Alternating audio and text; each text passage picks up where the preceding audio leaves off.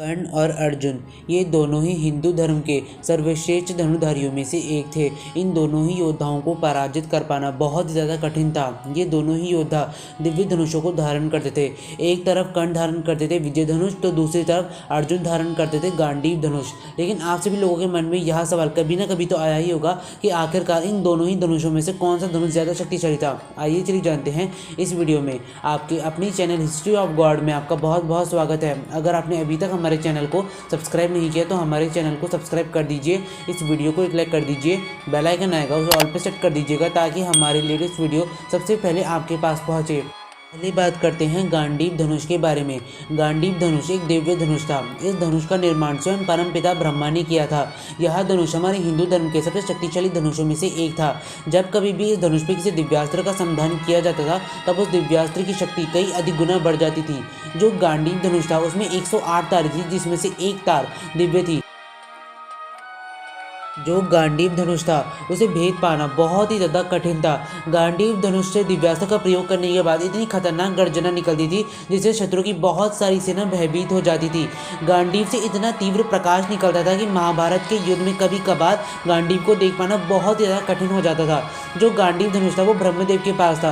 ब्रह्मदेव से यह धनुष दक्ष प्रजापति के पास गया। दक्ष प्रजापति से देवराज इंद्र के पास, देवराज इंद्र से चंद्रदेव के पास, चंद्रदेव से वरुण देव के पास और वरुण देव से अग्निदेव के पास।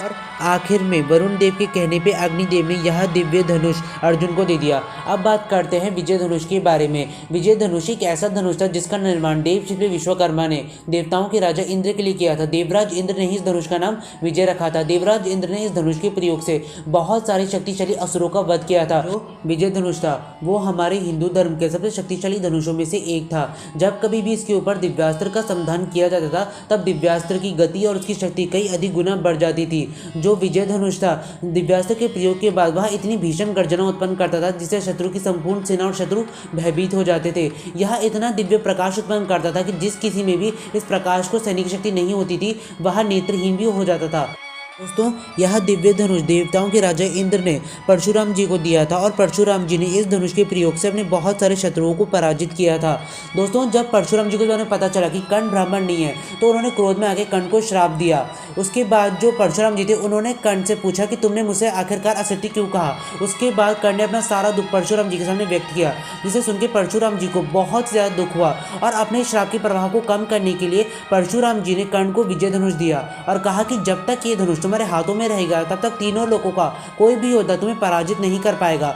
दोस्तों अब बात करते हैं कि कर्ण के विजय धनुष और अर्जुन के गांडीव में कौन ज़्यादा शक्तिशाली था।